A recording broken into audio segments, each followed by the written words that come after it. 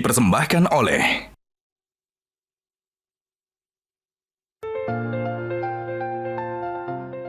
Pendidikan adalah kunci peradaban. Dulu, peradaban Islam melahirkan para ilmuwan, pemikir, dan pemimpin besar yang mengubah dunia. Tetapi hari ini, mengapa pendidikan Islam masih menghadapi banyak tantangan? Assalamualaikum warahmatullahi wabarakatuh.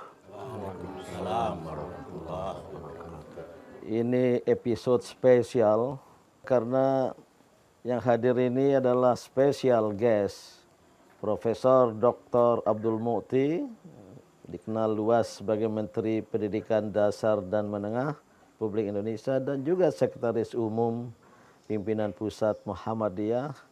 Ada juga Profesor Dr. Wahyu Sri Gutomo, Dekan Fakultas Matematik dan Ilmu Pengetahuan Alam Institut Teknologi Bandung.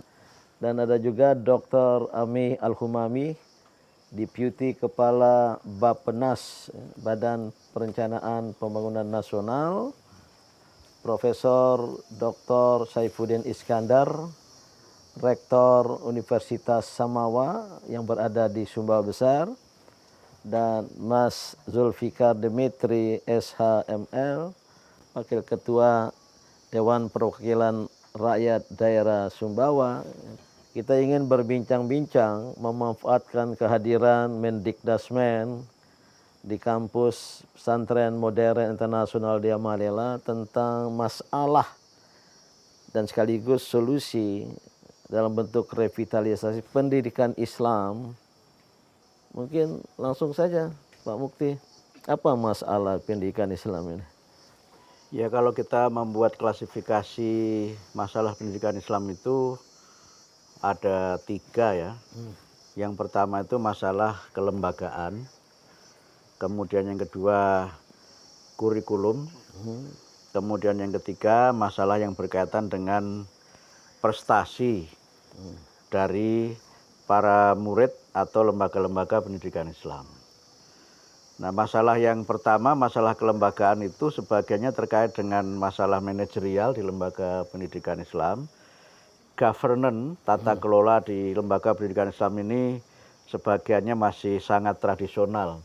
Kita menurut saya perlu memiliki tata kelola lembaga pendidikan Islam yang lebih modern, yang mencerminkan pengelolaan yang memang di dalamnya ada akuntabilitas sekaligus juga manajemen yang tertata dengan sebaik-baiknya. Nah, yang kedua, persoalan kurikulum itu berkaitan dengan kurikulum di lembaga pendidikan Islam ini kan masih baina-baina, Pak Din. Dan sebagian memang ada yang membuat Baina-baina itu nggak jelas itu. Nggak jelas. In between. Jadi ada yang punya semangat sangat tinggi, misalnya 100% kurikulum Dikdasmen, 100% Kementerian Agama. Tapi kan ujung-ujungnya kemudian kurikulum overload. dunia akhirat. Kurikulum dunia akhirat akhirnya overload. Yang kedua juga persoalan pendekatan. Ya. Kadang-kadang pendekatan ini masih ada dikotomi antara apa yang disebut dengan ilmu dunia dan ilmu akhirat atau ilmu agama dengan ilmu umum. Padahal sebenarnya kan secara epistemologi tidak ada perbedaan antara ilmu dunia dengan ilmu akhirat atau ilmu agama dengan ilmu umum. Tapi dalam lembaga pendidikan Islam ini masih menjadi isu yang belum selesai. Nah, yang ketiga itu soal pencapaian atau prestasi. Sering kalau kita buat ranking nasional, bolehlah misalnya diukur dari berapa yang melanjutkan ke perguruan tinggi top misalnya. Itu bisa kita hitung dengan jari yang di lembaga-lembaga pendidikan Islam itu. Atau yang ke luar negeri, tentu saja luar negeri yang bagus ya, karena tidak semua luar negeri bagus juga Pak Din. Itu juga berapa gitu. Kemudian juga prestasi-prestasi yang berkaitan dengan misalnya riset-riset dan sebagainya. Dan yang sekarang memang juga masih menjadi pertanyaan banyak pihak itu soal karakter. Karakter ini tidak sekedar akhlak ya, tidak sekedar tata krama, tapi mentalitas, daya juang. Kemudian dan etos itu kadang-kadang di lembaga-lembaga pendidikan Islam ini kurang kuat, sehingga rasa percaya diri para lulusan lembaga pendidikan Islam ini juga sangat rendah, dan mungkin sebagainya karena ada faktor teologinya, jangan-jangan. Jabariyah. Jangan teologi yang dominan, Jabariyahnya gitu. Tapi ini saya kira memang harus menjadi agenda kita bersama-sama, walaupun secara potensi lembaga pendidikan Islam ini sangat besar potensinya. Pertama karena mayoritas penduduk Indonesia itu beragama Islam. Yang kedua, ketaatan umat Islam Indonesia terhadap agamanya juga sangat tinggi. Kemudian yang ketiga, saya kira ini faktor penting yang jarang kita sadari. Peningkatan kesejahteraan dari sisi ekonomi umat Islam ini semakin meningkat. Sehingga upaya untuk belajar ke lembaga seperti Dea Malela ini kan semakin meningkat. Dan ini rata-rata kan kelas menengah. Kalau kelas menengah ini bisa kita kelola dengan baik dan mereka punya militansi serta giroh yang lebih tinggi untuk menyekolahkan putra-putrinya di lembaga-lembaga pendidikan Islam, saya yakin bahwa lembaga pendidikan Islam ini akan menjadi lembaga pendidikan yang semakin maju dan sangat menentukan arah perjalanan bangsa di masa depan.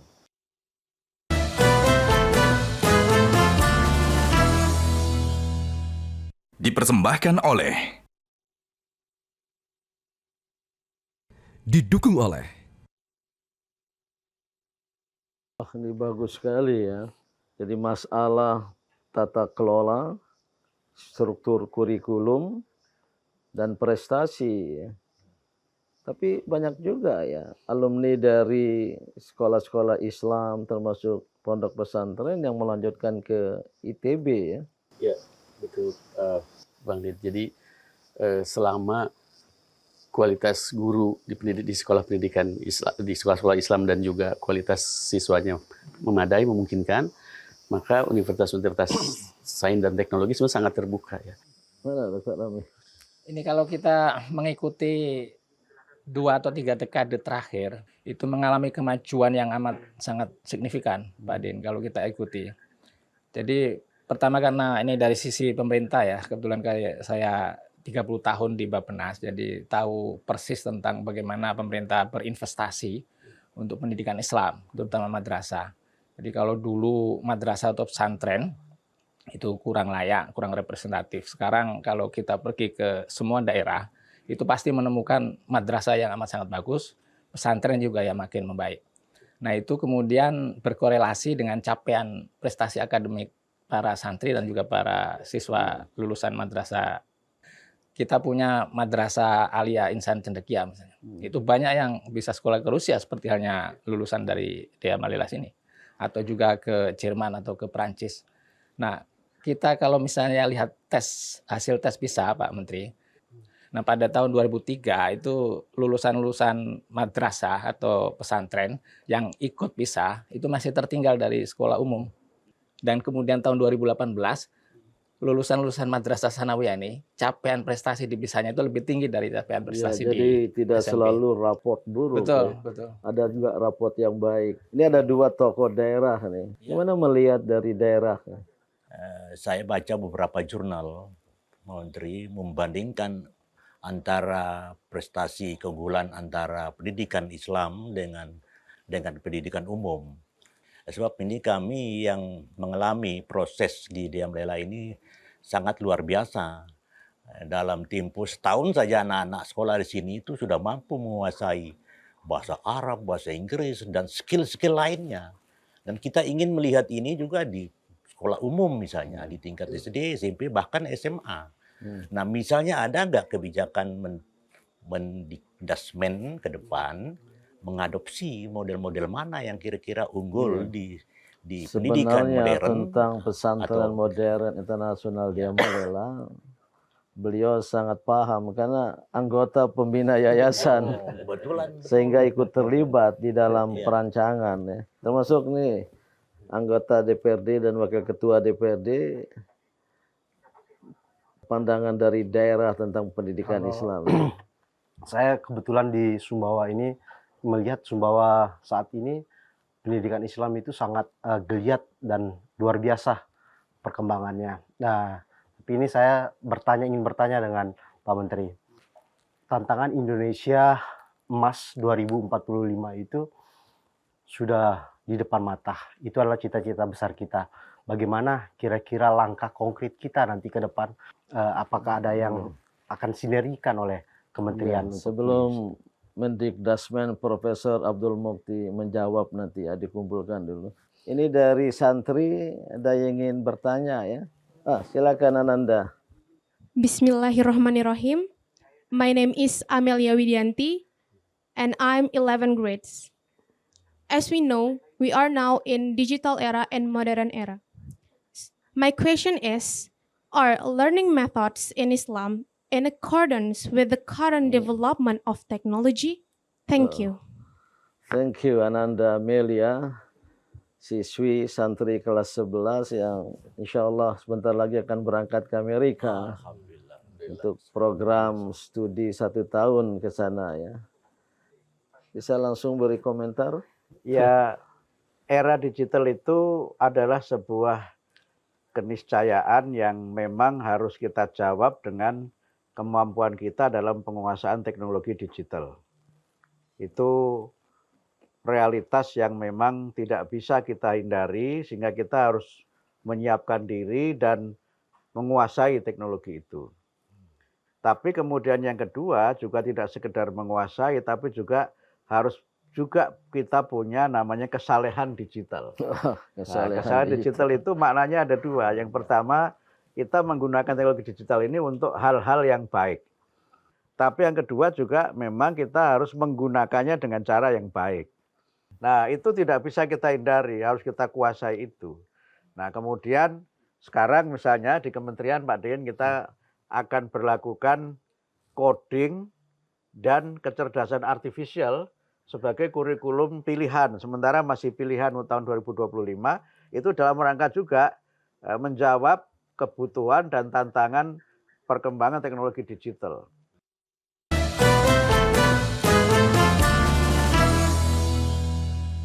Dipersembahkan oleh Didukung oleh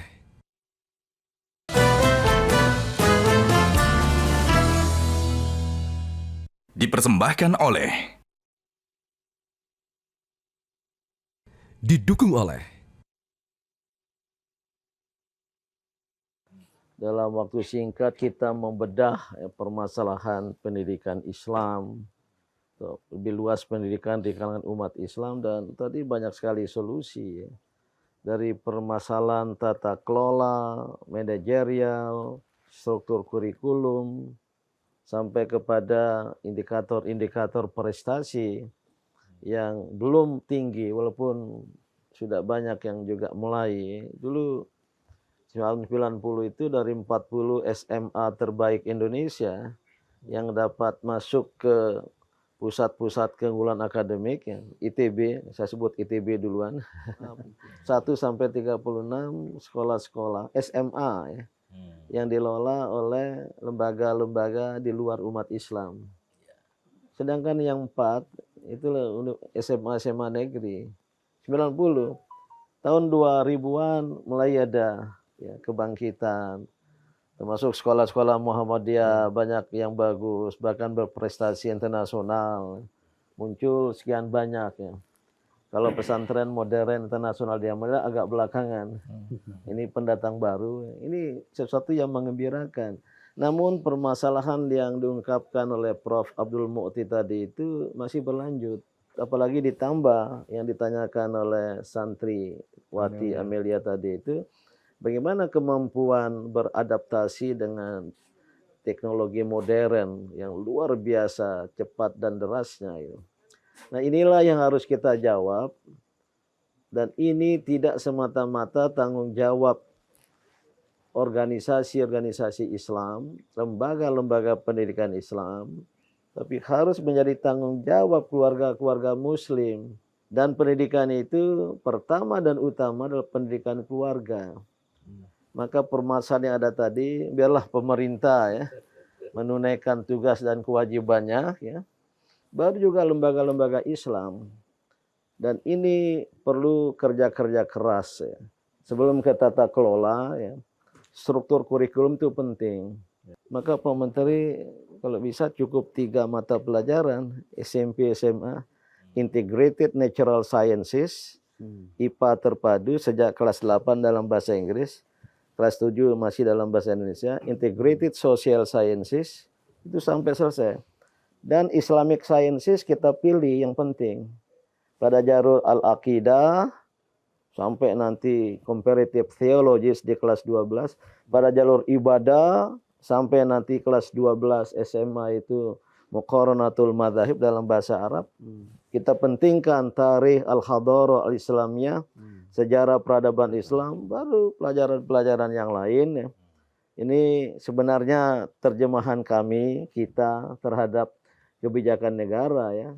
Dan kembali tentu ini tidak bisa diselesaikan secara simsalabim, perlu kerja-kerja keras yang konstan ya, secara sistematis, dan harus tadi penting sekali dalam kolaborasi, dalam kebersamaan, kekompakan, dan termasuk saya sangat-sangat terus-menerus menggarisbawahi pentingnya keluarga.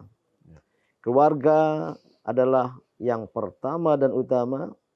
Dia menjadi benteng sekaligus perisai dari tantangan zaman. Dan saya yakin Indonesia akan dapat mencapai Indonesia Emas 2045, dan mudah-mudahan 7 kebiasaan anak hebat itu santri PMI Damalela sudah hafal lagunya. Tapi Pak Menteri di PMI Damalela itu sudah diterapkan, Alhamdulillah. sebelum Mendikdasmen mendeklarasikannya. Biasa bangun pagi, mereka 1 jam sebelum subuh sudah di masjid. Alhamdulillah, ya. Bahasa beribadat, sholat subuhnya selalu di masjid. Ya. Biasa berolahraga, Ya. di sini juga berolahraga terus.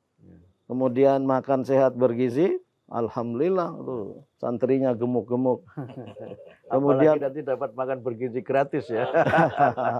kemudian gemar belajar.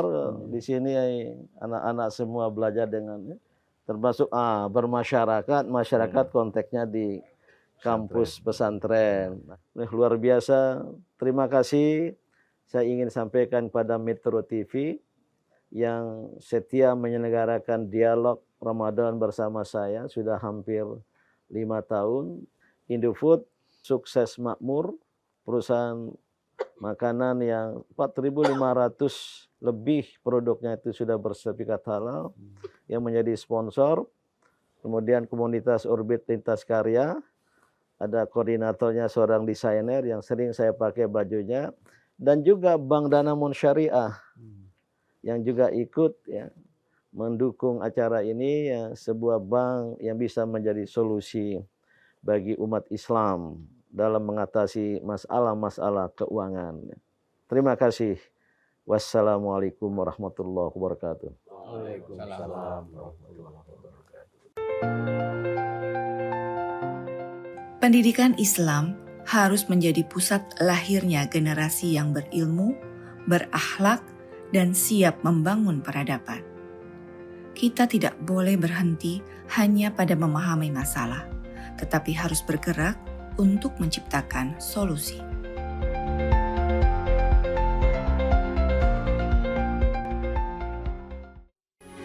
Metro TV.